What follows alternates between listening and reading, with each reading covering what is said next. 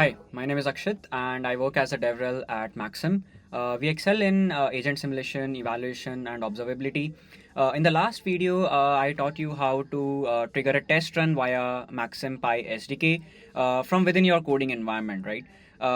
And in that video, we used a hosted dataset. So if you go to Maxim platform, if you go to the datasets, over here you are going to find some datasets that we used in the last video, which is a hosted dataset on Maxim Cloud. But let's say you have a local dataset, you have a CSV file, or you have a SQL database, or you have a local Excel file, and that file you want to use as a database. So how to trigger a test run via Maxim Pi SDK using a local dataset? So that we are going to see in this video. So let's directly jump to the coding environment, which is Google Colab in our case. You can also use VS Code. In that case, you just have to put all of these API keys in the environment file. Over here, I'm just defining it like this, and I'm using notebook secrets. So first of all, again, we have to install Maxim Pi. Make sure that you are on the latest version of Maxim Pi. So that is installed. Now I am importing a Maxim from Maxim. And similarly, in the last video, as we created some custom evals, in this video also I'm going to use the same eval. So if you have not watched the previous video, I'll highly recommend you to watch that first. So again, I'm importing base evaluator so that I can extend my custom evaluator class to this base evaluator so that it inherits all the properties of this base evaluator. And again, I'm importing query builder so that I can form a query for my test run. And I'm importing a local evaluator result parameter, local evaluator return, so that I can return the output from my local custom evaluator. So these two classes, which I'm importing for models.evaluator from Maxim, these are important for defining the criteria for pass and fail from a evaluator. So we have already seen this. Again, I'm creating API key variable. So this Maxim API key, as I told you, you can just go to your settings and go to API keys, create a new API key for you or your team members, and then you can use that API key. Put that API key in the notebook secrets if you're also using Google Colab like us. Then get the workspace ID. So if you click on this drop down from your workspace, you can copy the workspace ID. Then for this video, we won't need a dataset ID because we are not using a hosted dataset, we are using a local dataset. Workflow ID is not needed because again, for this video also, I'm going to work with prompts. We're going to run the test run on a single prompt, not a workflow. So I'm getting a prompt ID. So if I go to Maxim, prompts, single prompts, and let's say this is my prompt, which I used in the previous video also, clinical notes generator assistant. And for this, you have to first of all publish this prompt and deploy this prompt. I've already created 2 videos on this process, so won't repeat it. And you can copy the prompt ID from here. Okay. Next is I need to initialize Maxim. So initialize Maxim with the API key and the prompt management should be true. Then again, I'm creating some custom evaluators. Let's skip this because this was a part of the previous video. So I'm creating a quality evaluator, a safety evaluator, and a keyword presence evaluator. So quality measures the quality, safety rates the safety, whether it is safe or not, so true and false. And keyword presence actually checks whether a particular keyword is present in my model generation, model inference or not, right? So this is that evaluator. Next is from here we have to focus because this is the new thing, creating a custom local data set. So Maxim says that if you're defining a local data set, then these values, some of them are optional, some of them are required, should be there in your data structure of your database. So let's say if I go to Maxim and let's say I have to create the same data set that I used in the previous video where the conversation is there. It will act as the input for my LLM, doctor, patient, and the expected output should be the clinical note, the clinical summary of this conversation. So this is my input and this is my expected output. Okay.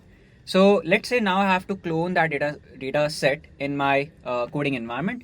So I'm creating a data structure. My data set has only 2 columns, which is input. So this input is like a enum or is like a fixed key from Maxim. So you cannot change this. So input and the expected output. Okay. And this key over here is the column name. So input, as you can see over here, input and expected output. So over here, I don't have this underscore, but if you see the CSV file which I downloaded. So actually I downloaded this CSV file and then uploaded that CSV file in my Google Colab. So if I just do it again, dataset, and if I upload it,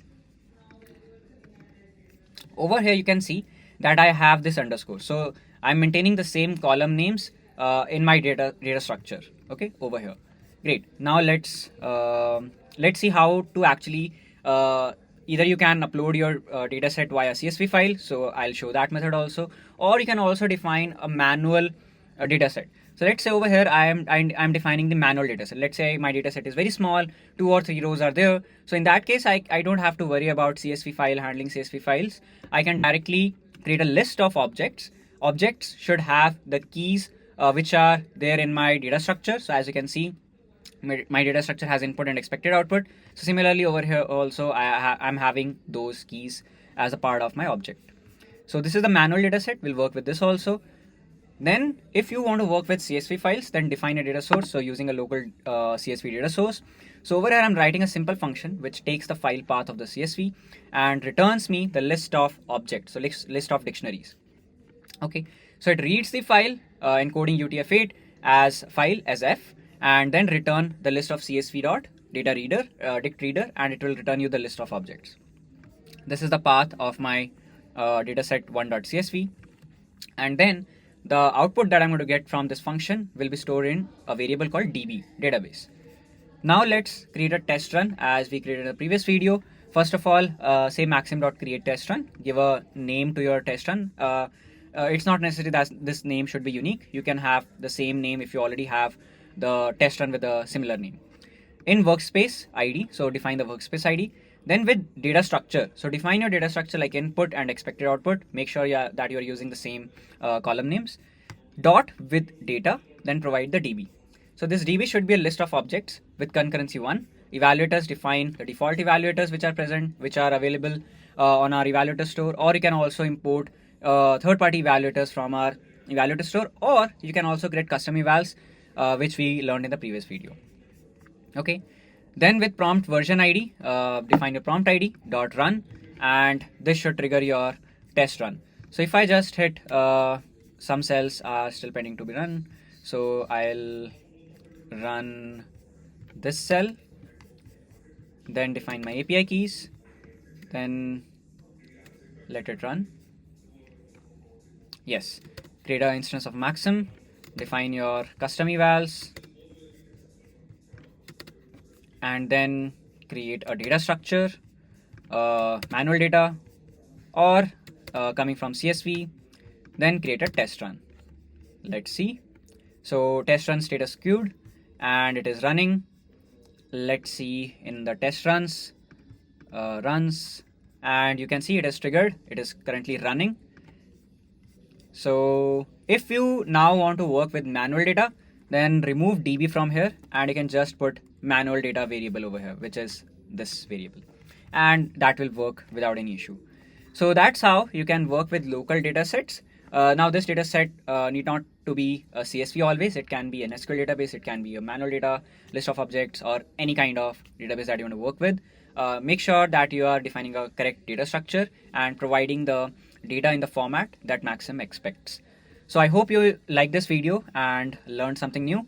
Till the next video, best of luck for your AI journey. If you want to get started with Maxim, we offer a free account for developers and AI builders. Check the link in the description, and best of luck.